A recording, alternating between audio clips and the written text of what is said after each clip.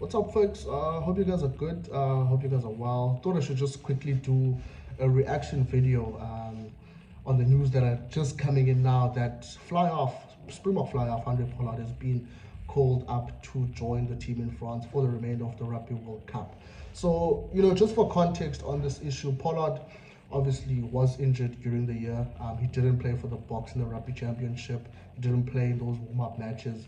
And, he was nursing a knee injury, a long-term knee injury that kept him out of the team.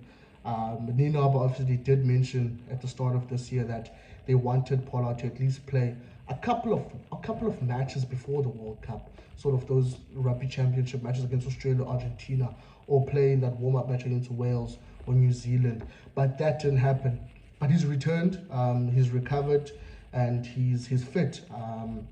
Obviously, Pollard getting a call up, the Boks, lost also a precious player in Malcolm Marx. He was confirmed injured and out of the World Cup last week. Also a long-term knee injury that keeps him out, that sends him back to South Africa from France. So yeah, the Boks lost a diamond, but I feel like they also received another diamond in Pollard. Obviously Pollard comes to join Manie Libbok as the two specialist fly-offs in the team.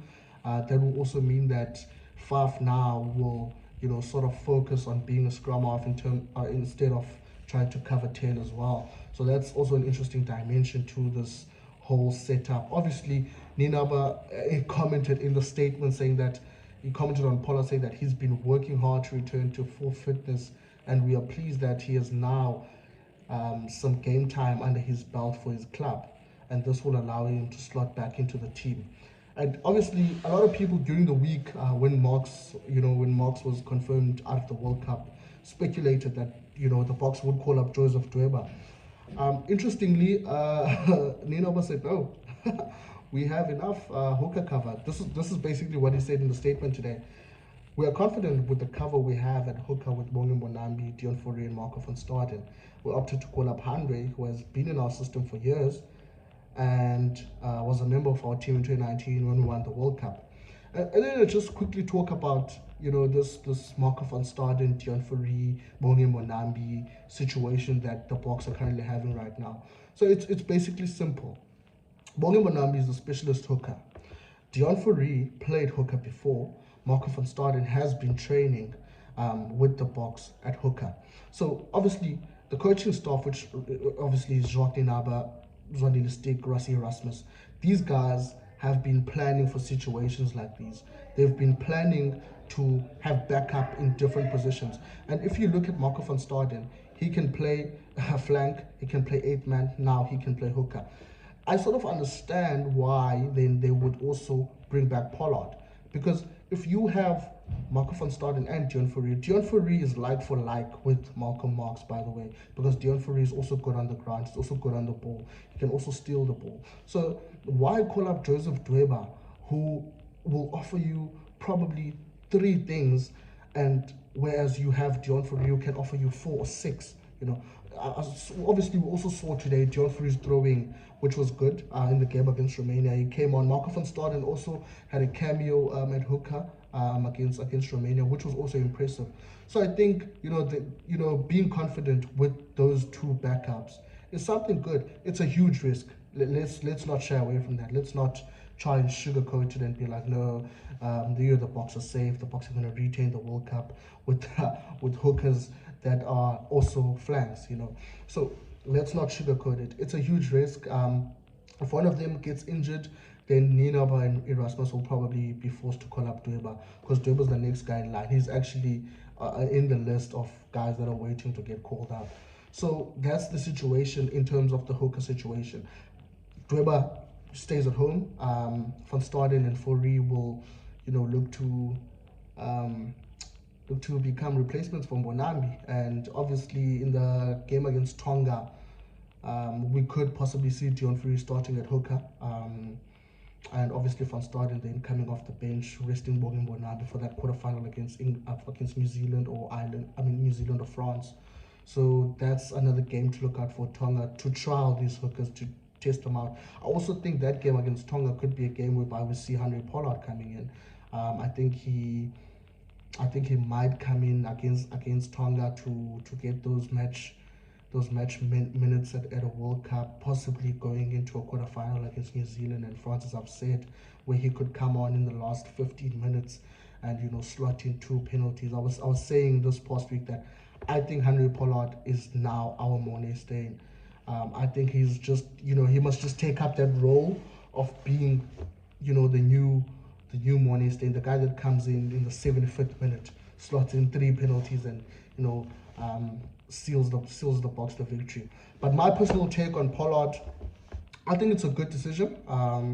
As I've said, it's a huge risk. I think it's a huge, massive risk to not bring on a second specialist hooker. But when you bring on Pollard, you sort of bring on a mentor for Manelibok. I think we've all seen that Manelibok has been struggling with the T, but obviously he's a brilliant player, fantastic player. And Jacques obviously saying in that press conference that he's not concerned about his kicking as long as he gets man of the match winning performances. So that's also another interesting dilemma with Jacques. But I think Pollard comes in, he becomes backup for Manelibok. He sort of guides Manelibok in training. He sort of motivates him.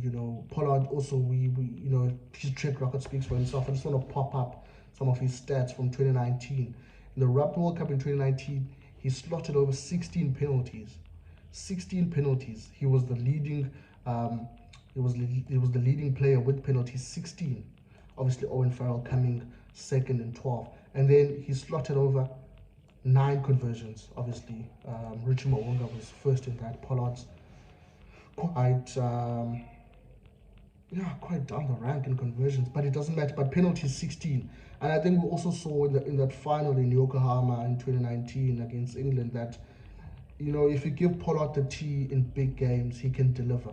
And a lot of people will say that we've given Pollard the T against Australia, the Rugby Championship in 2021, and he cost us the game. He missed a couple of penalties there, but this is a World Cup. This is a World Cup. I don't foresee Pollard ever.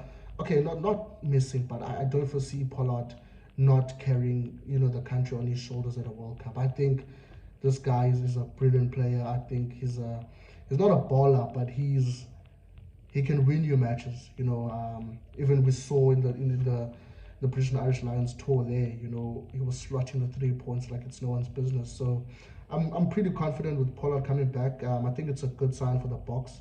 I just hope that he is match ready, and I hope that he performs. In terms of Dweba, there's nothing we can do about it. Nothing, himself can do about it. So it's just living with it and just supporting the boys from home, hoping they come back with the trophy.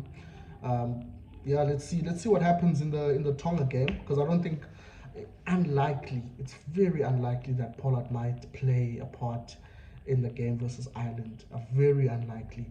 But we'll see. We've seen stranger things with the Springbok coaches. We've seen 7-1 splits on the bench. We've seen players coming out in awkward times, players being substituted in awkward times. So we'll see what happens. And also another injury concern for the Boks is obviously Vincent Koch. He was supposed to start against Romania, but he was pulled out. We still don't know what the reason is for that, but obviously it looks like an injury because Trevor Nyakane then had to start in front of him with Frans Malherbe coming over in the sub. So that's another interesting thing that we'll see. Boks currently, injury rate increasing.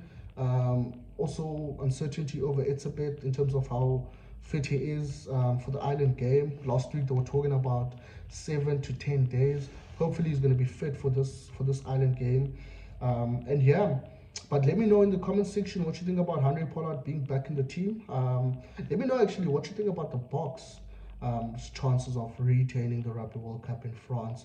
And if you haven't subscribed to the channel, please subscribe to the channel. I'm trying to grow the channel. I'm trying to grow the channel. More content coming in. Trying to do original content on a weekly basis. This coming week's going to be really cool. There's some nice content coming through this week. And obviously throughout the weekend also a lot of women's rugby content coming through, supporting the women's team that are currently playing their warm-ups for the World XV2 tournament coming up in October. So a lot of content coming through. Subscribe to the channel if you haven't subscribed. Follow me on Twitter at Avuyile Saula. Follow me on Instagram, Avuyile Saula.